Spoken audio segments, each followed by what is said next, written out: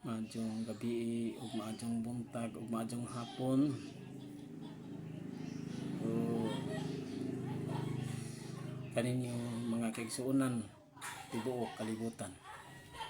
Ano yung nasab ako nining orasa karon aron pagpahayag sa mga pulong sa Ginoo para kaninyo.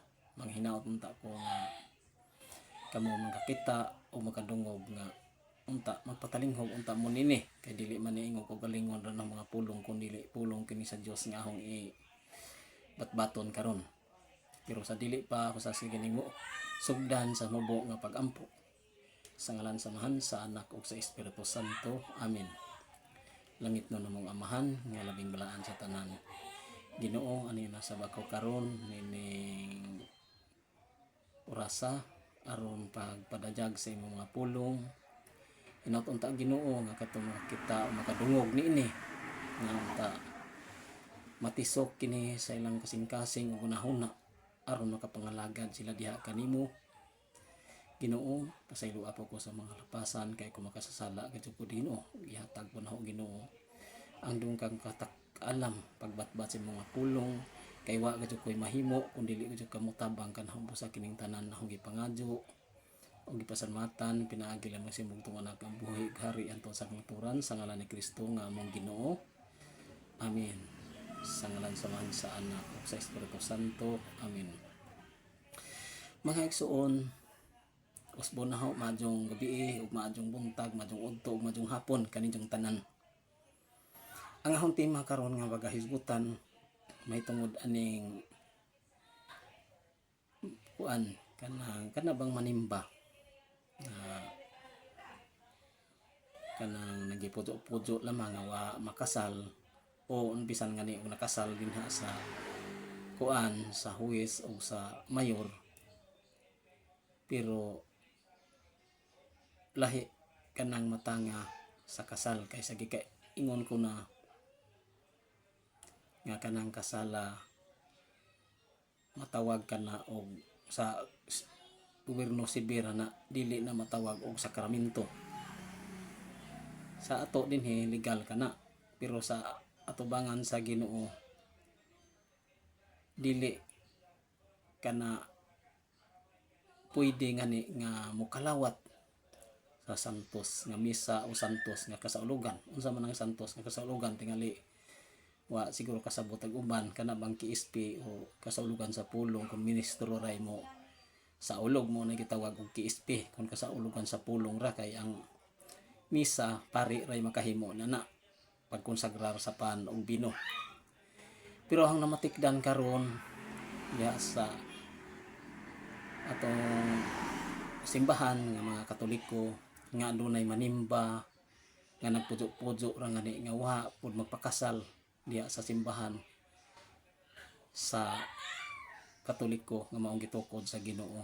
Nya ang nakadisgura ba nakapan ra ba kay mo kalawat panahon na sa ting pangalawat.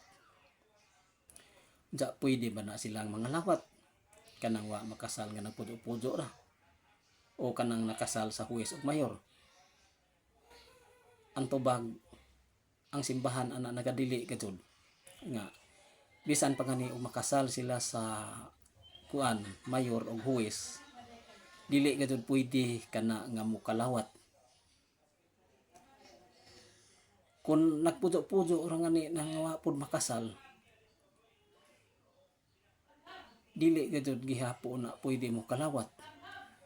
Pero kung makasal na siya sa simbahan nga Katoliko pwede na siya mo kalawat. Hinumduman na to nga adunay duha ka parte sa matawag og duha ka klase sa communion. Dunay gitawag og sacramental communion ug naa po'y gitawag og spiritual communion. Unsa man kanang sacramental communion?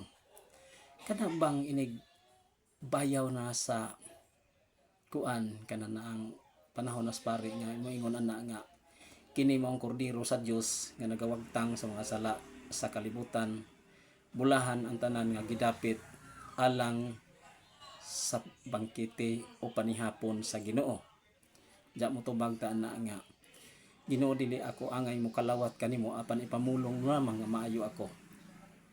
Namao na diha nga kun kita takos kita nga makakalawat, kun wa manggaling kita magpujo-pujo ka nga kinasal ka diha sa simbahan ng Katoliko, pwede ka nga mokalawat sa pan sa Ginoo.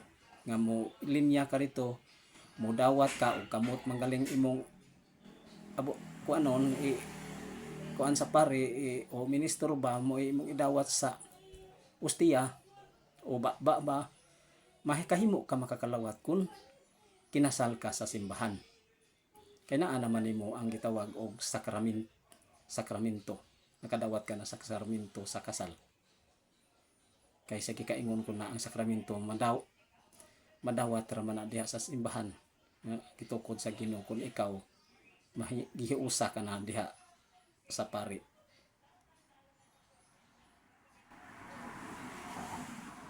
Isip ikaw nahimo ng balaan ang imong kaminjoon. Unsa kanang gitawag og tuan kanang spiritual communion, kanabang adto ra ka dito naglingkod, adto ra ka dito dili ka mo apil og linya, dili ka mukaon sa pan sa Ginoo. Ang imong kuan ana, ang imong tubag ana dito ipagkuan na pagbayaw na sa Ginoo sa dang lawas, pangingon na sa pari o ministro nga kini mong kordero sa Dios nga nagwagtang sa mga sala, bulahan ang tanan nga gidapit alang sa panihapon sa Ginoo, bangkite sa Ginoo. Naara man na diha panihapon o bangkite, maura man na sila. Adto ra ka dito sa imong gilingkuran, dili ka mo apil dito linya. Mao gud na ibalao diha sa simbahan. Unsa ang pangutana, naabay sukaranan ana nga ang simbahan nagadili man nga dili sila pakalawaton katong wa pa makasal sa simbahan. Ang tubag na etay mabasa ana nga gihimong gisukaran sa simbahan nga Katoliko. Kay matud pa ni San Pablo sa unang sulat ni San Pablo ngadto sa taga Corinto, uluhan 11 tudling 27 ngadto 28 nagaingon dire. Busa ang mukaon sa pan sa Ginoo ug moinom sa iyang kupa sa paagi nga dili takos nakasala batok sa lawas ug sa dugo sa Ginoo. Busa kinahanglan nga ang matag usa magsusi sa iyang kaugalingon ug unya mukaon sa pan ug moinom sa kupa. 29. Kay kun dili niya ilhon ang kahulugan sa lawas sa Ginoo sa iyang pagkaon sa pan ug sa pag-inom sa kupa, gisilutan niya ang iyang kaugalingon. Maoy hinungdan nga daghan kaninyo ang nagmasakiton ug namaluyahon ug daghan ang nangamatay. Unsa day giingon ni San Pablo?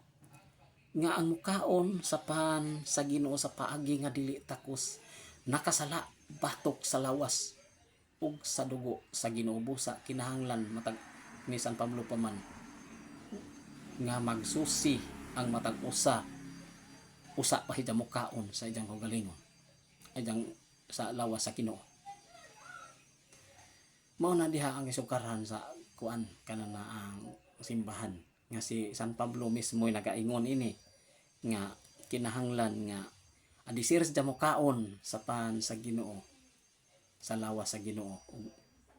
Kinahanglan susihon usa ni iyang kaugalingon ug takos ba siya nga mo kaon sa lawas sa Ginoo.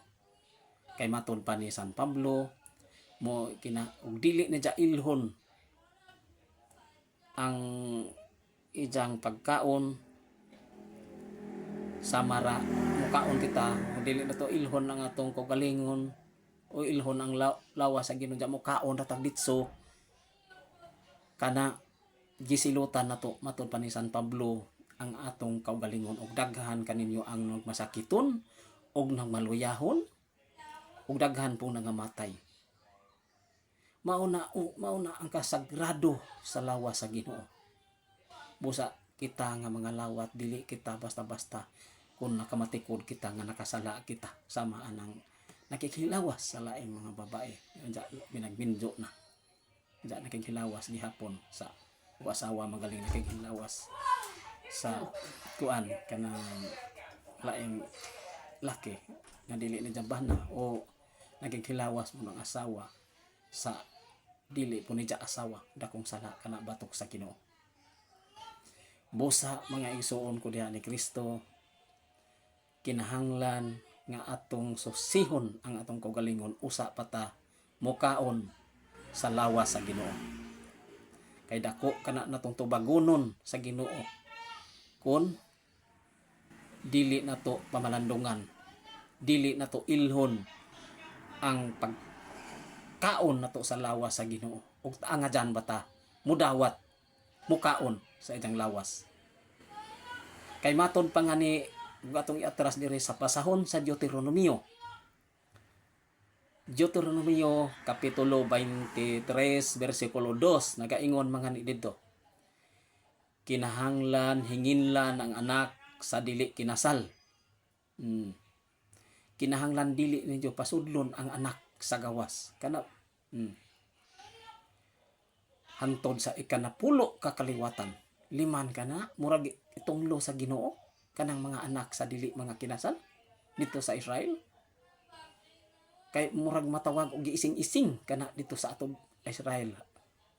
Kanang unsa may pasabot ani kinahanglan ninginlan ang anak sa gawas ayan yung panagtigom. Kadto ba sa tigom ba sa Israel kanang mahingunan ng manimba ingon ana dili nila paapilon. Mao nay balao dito sa katong nagapudo mga anak sa nagpudo ra nga wa magpakasal. Nakaron unsa may dangatan pud ana og pananglit sa atong panahon karon nga naay nagipudo-pudo ra nga dili kinasal sa simbahan bisan pa mga ni siya og kinasal sa huwes og mayor. Kinahanglan mo simba manggaling dili lamang gadud mo kaon sa pan sa Ginoo, dili mo kalawat. Mao ra to yung giingon nga duha ka paagi nga kuan kanang naigitawag og spiritual communion og sacramental communion. Nga diha sa sacramental communion dili kita angay nga mukaon ni ana mo dawat sa lawas sa Ginoo. Maunay ang adyan nato pamalandungan mga igsuon ko diha ni Kristo. Pero bisan pa man tuod og dili pud uwa pa mo makakasal, adyaw po ninyong undanga ang pagsimba. Pero adyaw naman dyan mo kakalawat. Ang inyong kuan na sa pagbayaw na sa Santisimo, sa lawas sa Ginoo, sa pahan sa Ginoo, pag-ingon na kini maong kornero sa Dios nga nagawagtang sa mga sala sa kalibutan, bulahan ang gidapit alang sa panihapon sa Ginoo. Ang adto ra mo dito sa inyong gilingkuran mo ingon, Ginoo dili ako angay na mudawat kanimo apan ipamulong mo lang mga maayo ako. Mao na nga murag nakatakuan naka mo nagi tawag nga nakakalawat ka na sa espirituhanon nga bahin. Matawag og sacramental communion.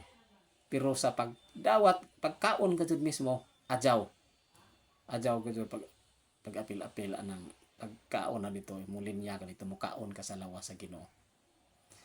Busa ahong iawhang kaninyo nga kamo nagipudzo-pudzo manggaling nga wa pud magpakasal pa sa simbahan nga Katoliko, pakasal na intawon kamo. Kay kamo ra po'y mahimong makaluluoy unsa sa pag-abot na sa hukom sa Ginoo kay hukman man ta suma sa atong binuhatan. Kay matud pa sa Amos kapitulo 4 bersikulo 12 pangandam pag-atubang sa Ginoo nga among Dios. Karon ang pangutana, kung di mo magpakasal, nagpudzo-pudzo ra mo, unsag pananglit og mamatay mo, unsaon naman ninyo nga kita ra tanan mo atubang tas Ginoo? Mo na takos na to pamalandungan nga kinahanglan unta gadto mabag-o ang atong kinabuhi sa kanunay diha sa atubangan sa Ginoo. nga mas maadyo mangani gayud unta nga kanang sa dili pa mo magbuhat sa mga bulaton sa mga nagtiadyon nga makasal gayud unta daan kay niya nang wala matawag ang inyong kaminjoon og sagrado na atubangan sa Ginoo. Mao na diha mga igsoon ko diha ni Kristo, mao na atong angadyan atong pamalandungan nga kita karon sa atong panahon naka kuana kana nang mag angadyan na gayud unta ta magmata niini. Dili na ta magpabuta-buta, dili na ta magpabungol-bungol ug atong alagaran ang Ginoo sa tibuok natong kinabuhi. Kay mao man gayud na ang tumong sa Ginoo nga magkakahiusa ta sa pagpangalagad ngadto kanidya. Busa og duna mo'y mga silingan nga wa pa makasal sa simbahan kung Katoliko man siya. Agdahan ninyo o inyo mga anak. Kamo pud mga ginikanan kun amoy mga anak nga nagpujo-pujo ra. Kamo pud unta mismo maoy magda sa inyong mga anak. Maoy maggiya kanila nga para makasal sila. Ug di man mo pakasal madyo pa lang may magbuwag. Kay sa may kapuslanan anang magpujo-pujo ra unya di magpakasal. Ja mga anak na pod problema na pod no. Mo na diha ang adyan nato pamalandungan. Mga igsoon ko diha ni Kristo. Sa kikaingon ko na ug naapoy mga guwang na nga wa pa mong pakasal nagpujo-pujo gihapon mas maadyo magpakasal na. Kay diha nga sa simbahan aduna may makigsabot lamang muna may pre nga mga kasal. Ang pre diha sa simbahan pero dili pre sa munisipyo sa pagkuha ng mga papel. Mao na diha ang adyan nato pamalandungan nga kita unta magkinabuhi na kitang Dios nun atubangan sa Ginoo. Amen. Nga unta kamo kung sa gikaingon ko na ako nagpujo mo nga wala magpakasal. Kinahanglan gayud unta nga magpakasal na mo.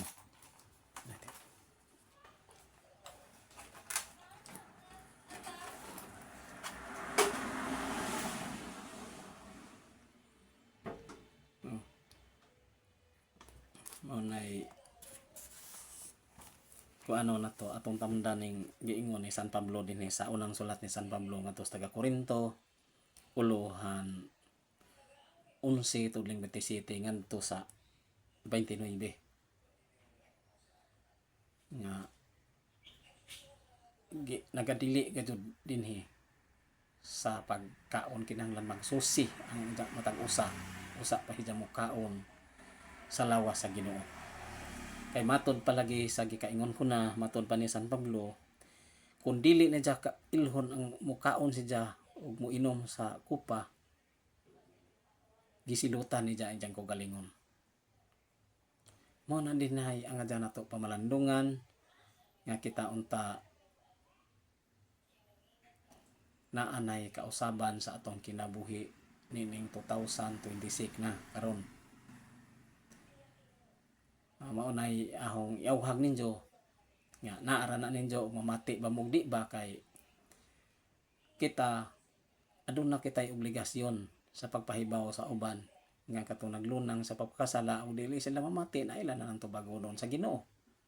Kayon sa may giingon ni propeta Ezekiel sa Ginoo ngadto ka propeta Ezekiel, kun moingon kani ako sa taong datan mamatay ka unya dili mo siya pa agnihon sa pagbiya sa dautan ninyang pagkinabuhi ang maong tawo mamatay gayud tungod sa iyang pagka dautan apan ikaw apaninglan ko sa iyang kamatayon. Mo ni giingon ni propeta Ezekiel giingon sa Ginoo ngadto ka propeta Ezekiel nga kun moingon kani ako matud pa sa Ginoo atong tawo bang nagpakasala unya dili nato agnihon sa pagbiya niya sa daotang pagkinabuhi ang maong tawo mamatay gayud tungod sa iyang pagkadautan pero kitay paninglan sa Ginoo apan matud pa sa Ginoo pinaagi ni propeta Ezekiel kun pahimangnuan mo siya o dili siya mamati kanimo ang maong tawo mamatay butangan ko siya makapandol kanila ang maong tawo mamatay gayud tungod sa iyang pagkadautan apan dili ko ikaw silutan nakaron mo ingon ana nga ningali makaingon ang uban usib isikira man na may gisugo wa man tay labot. Hinumduman na to nga sa atong simbahan, sa atong pagbunyag diha sa atong simbahan nga Katoliko, nakaambit kita sa bulaton ni Kristo sa pagkapahari, pagkapropeta o pagkapari. Naatan niya ng tulo. Nakaambitan niya ng matanga sa pagkapropeta, pagkapari o pagkahari. Pero dili ta samaan ang pari nga giordinahan. Ang kuan god, ang pari god bulaton sa pari kanang pagampo ug bulaton sa pagkahari mo pagtabang sa mga kabos nga nanginahanglan o kadtong pagkapropeta pagpahibalo sa katawhan sa pagsangyaw sa mga pulong sa Ginoo. Mo nay atong naambitan diha sa nabunjagan ta, nahiusa ta diha kang Kristo. Matod pa sa Galacia kapitulo 3 bersikulo 27 nagaingon dito nga pagbunyag kanimo nahiusa na kamo kang Kristo. Galacia 3:27. Amen.